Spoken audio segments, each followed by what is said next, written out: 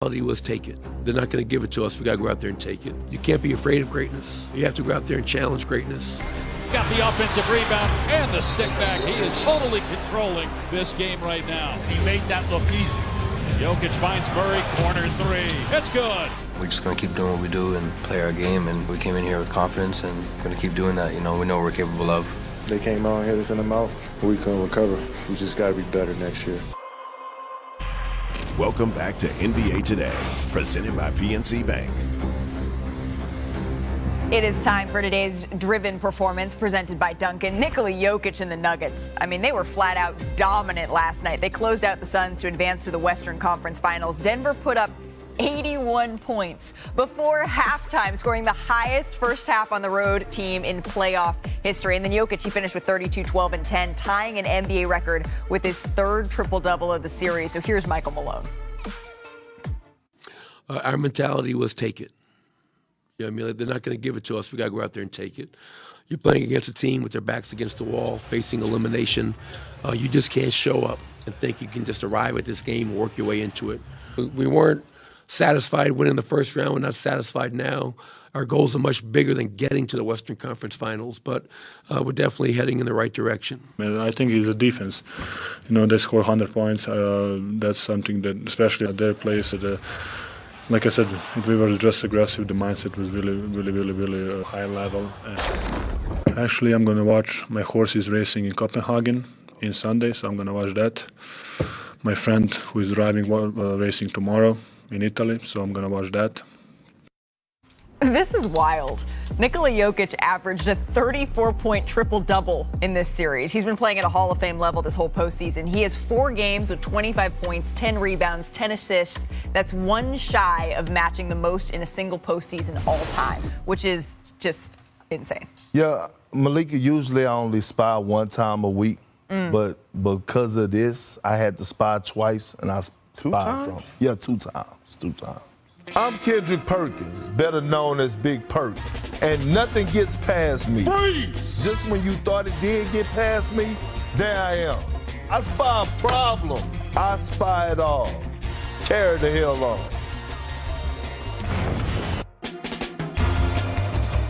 That's right, back like I forgot something. I spied something, not just in last night's game, but for the series. And yes, I have on these glasses, and that's not to block out the comments of the Denver Nuggets people coming at me, but that's actually because this is my moment. Big Perk, spy with Big Perk. I spy with Big Perk, and I spied something last night. I witnessed greatness. Here we go. Roll the film. I spied the point center and Jokic. Look at this. Fake it, bring the ball up. You give me room, hand down, well, hand up. I'm a dot your eye from the 3.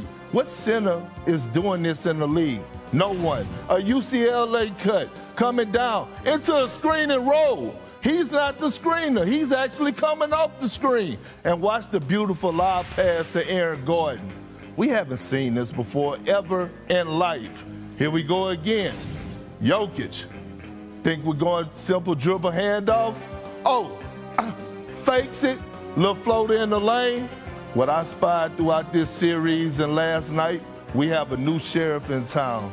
And that means by the best player in the world, and that is Jokic. Oh, a new sheriff in town. Well, Can he borrow your glasses? Yeah, I don't think he won them. Well, yeah, I don't think he won them. I thought you said he had swag. Yeah, he got swag, but I don't think he won them yet. You know what I mean? Okay. I'm still trying to get on his good side. That point. Well, then to the other side, though, Kevin Durant. I mean, he averaged just over 42 minutes per game this postseason. That's the most of any player, and he became the 6th 34-year-old to average 40 minutes per game in a postseason since the NBA-ABA merger. Our Brian Windhorst has more on Kevin Durant.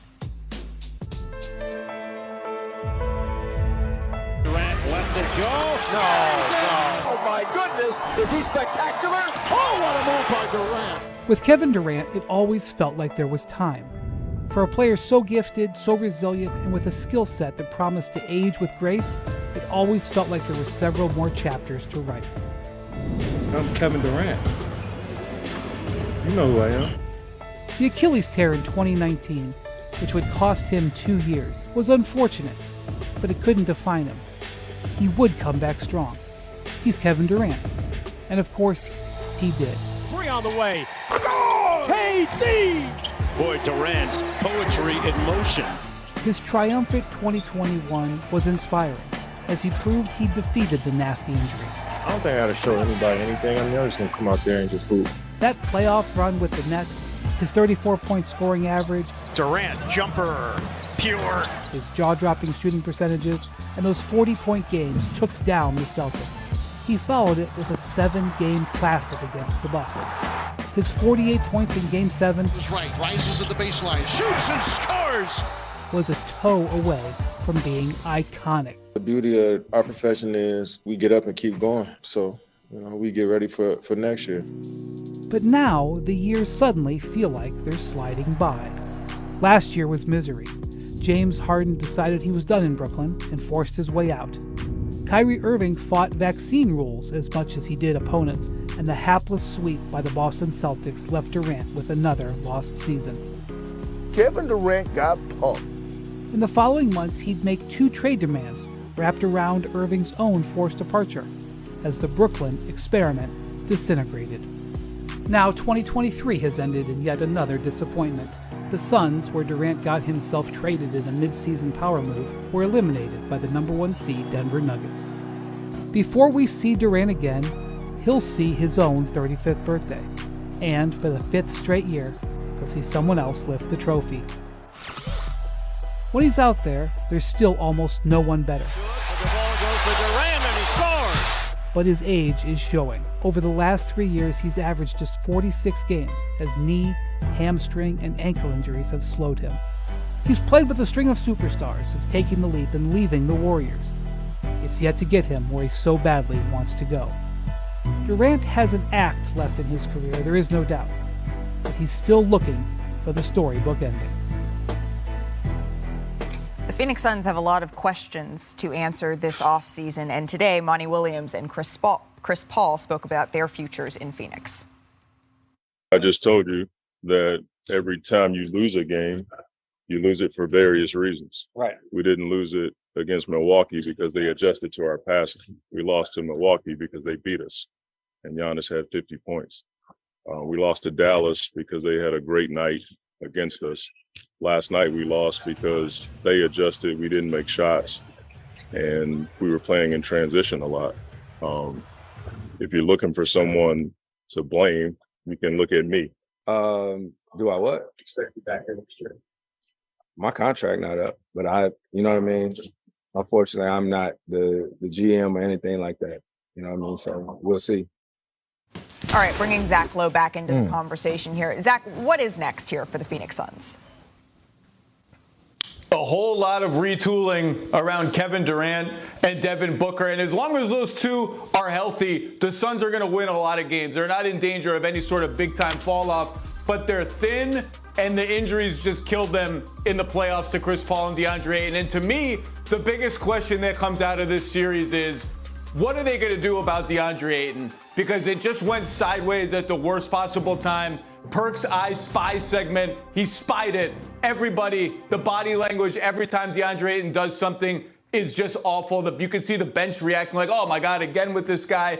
And it just feels like it's run its course there. And he was supposed to be a young cornerstone, someone who would, alongside Devin Booker, keep that organization at a level of winning and stability that all those draft picks out the door wouldn't be so painful when Kevin Durant gets older and Chris Paul is out of the league and retired. Well, if that's a wild card now, they've got to rectify that situation somehow with a trade, with just repairing the relationship with Ayton, with getting him back on track, because he just wasn't good enough in this series. And that is a big, big piece of their future. Really the biggest part of it, other than Booker, that they held on to in the Durant trade. So to me, that's the biggest story coming out of this series. I mean, I wouldn't even second guess it. That would be the first thing I would do is trade DeAndre Ayton.